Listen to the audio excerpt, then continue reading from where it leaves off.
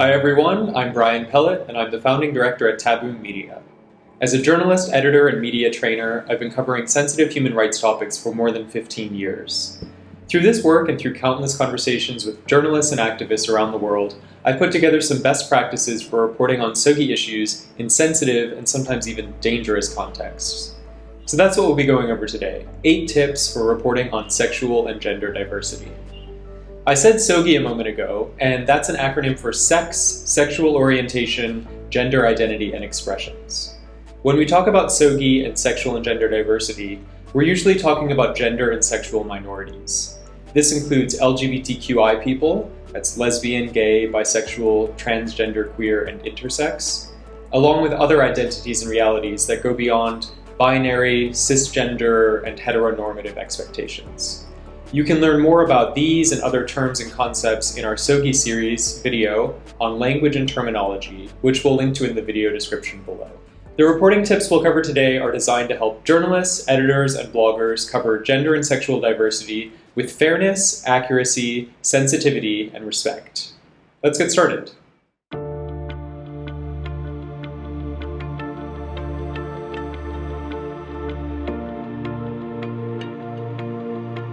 Since our first regional workshop on SSOGIE issues in 2016, journalists from around the world have been revising and updating Taboom's reporting resolution on covering sexual and gender minorities. You can find a version of this document in both English and French and our free reporting guide for journalists at taboommedia.com/resources. This 15-point reporting resolution is really just a summary of best practices, kind of like a quick start guide to reporting on SSOGIE issues. The very first point of the resolution is so fundamental that I won't even separate it out today as one of the 8 tips. It really underlies all of the tips. And essentially what it says is that when reporting on gender and sexual diversity, we resolve to develop our knowledge of different SSOGIE issues and belief systems. Before journalists report on any topic, especially one as sensitive as sexual and gender diversity, we need to educate ourselves about the unique issues SSOGIE minorities face in the communities we cover.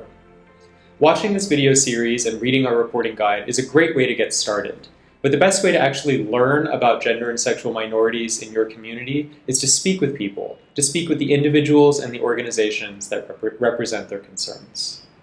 Introduce yourself to local SSOGIE community representatives and offer to meet them off the record to chat about the issues that affect their lives. Some people may be hesitant to meet you at first due to safety concerns or poor media coverage they've seen in the past on their issues, but it's always important to extend that invitation. Chapter 13 of our reporting guide lists contact details for queer advocacy organizations across Africa and internationally, people you can reach out to start this conversation and to build new relationships. If you're watching this video, I'll assume you're already committed to learning more about SSOGIE issues. So let's move right along and look at some specific tips for reporting on sexual and gender diversity. These tips are all covered in more depth in chapters 6 and 7 of our reporting guide, alongside some real-world media clips and examples that highlight best practices you can replicate and some cautionary tales you should avoid repeating.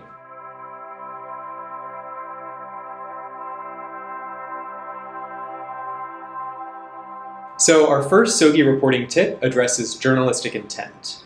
As journalists, our reporting can educate, it can inform, and it can entertain our audiences. But when it comes to reporting on SSOGIE issues, we should really just focus on educating and informing people. Some media outlets and tabloids exploit sexual and gender minorities through sensational and salacious stories where they pander to the audience's fears, and they do that to sell newspapers, to boost advertising revenue. But these tactics are really unethical, and they can even be dangerous.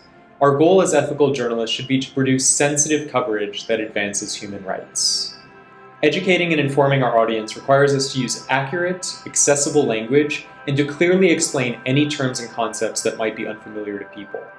So check out chapter 4 of our reporting guide. That's where we have some key SSOGIE terms you should know and some that you should avoid as well. Keep in mind these terms are mostly in English or French, depending which version of the guide you're reading. So it's always important to familiarize yourself with local language terms and to find out whether gender and sexual minorities in your community consider these terms to be affirming or derogatory. Part of our educational role as journalists, and our second tip for reporting on SSOGIE issues today, is to challenge myths, stereotypes, and misconceptions. Chapter 5 of our reporting guide fact-checks some common myths and realities you may encounter in your reporting. These include common statements you might have heard like, people can change their sexual orientation through prayer. That one's a myth. All societies have sexual diversity and minorities. That's a reality. And people become queer from hanging out with other queer people. That one we also know that's a myth. And we explain why these are myths and other realities in the reporting guide. If a source you interview repeats a myth that you know is false, you can either decide to exclude it from your reporting altogether, or to include it alongside accurate information that clearly reveals the source's ignorance or their bias. In any scenario, we should always avoid including dangerous hate speech in our stories. Some of the worst spreaders of myths and hate speech are quote-unquote experts, like doctors, lawyers, faith leaders, psychologists, and academics who either don't know what they're talking about when it comes to SSOGIE issues, or who deliberately feed you misinformation to serve whatever their own personal beliefs and biases might be. We often trust these experts based on their profession or their prominent position in society, so it's even more important that we fact-check them by doing our own research and speaking to other sources so that we don't make their ideas seem credible if they're not. Our third tip builds on the second, and it's to always include moderate and diverse sources in your stories. There are never just two sides to any story. So rather than trying to paint SSOGIE issues as black and white, the best stories usually emerge when we explore the gray between there. If you only quote sources who hold polar opposite views on something, you're missing the vast majority of people whose opinions and beliefs probably lie somewhere between those two extremes. Exploring the gray means speaking to moderate and diverse sources who can add nuance to the complex and often emotionally charged issues you're covering, and also to illuminate broader realities and experiences. Our fourth tip is to always allow SSOGIE minorities to speak for themselves and in their own voices. There's a common rallying call you might have heard among SSOGIE rights activists and among other marginalized groups that goes, "Nothing about us without us." When covering SSOGIE issues, you should safely include the voices and perspectives of gender and sexual minorities. The people you're reporting about know far more about the issues that affect their daily lives than any outside expert or report could capture. Quoting people directly also adds that human element that will make your stories more compelling and really resonate with audiences. Let's take a quick look at one story that I think does this well. Author and journalist Carl Collison, someone you'll meet in one of the later videos in this series, wrote a feature story in 2019 about queer Muslims in Cape Town.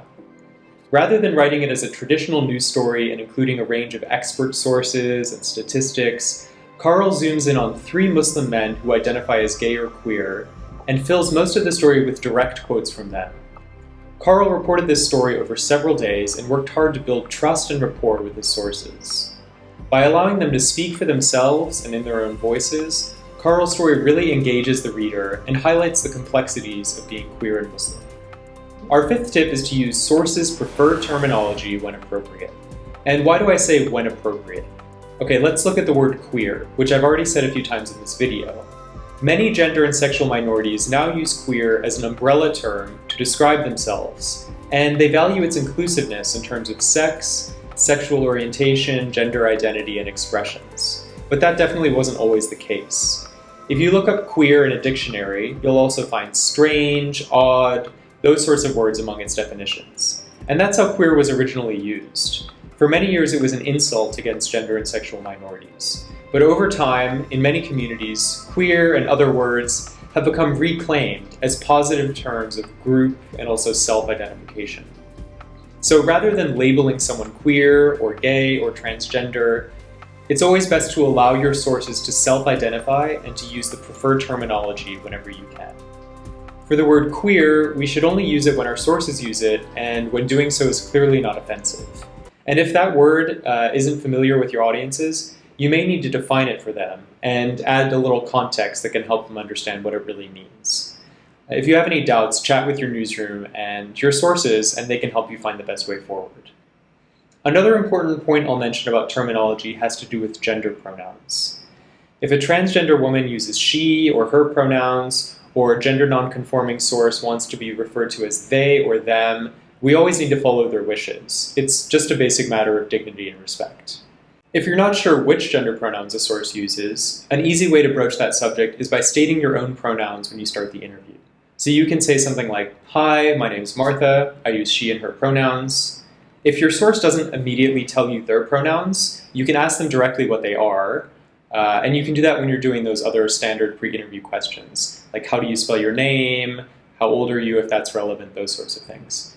By making a pronoun, a gender pronoun, part of that standard interview procedure, you're allowing them to say what their pronouns are and showing them that it's just a way that you ensure accuracy, which should generate respect from the source as well. Our sixth reporting tip is to protect the safety and security of sources, subjects, communities, and yourself.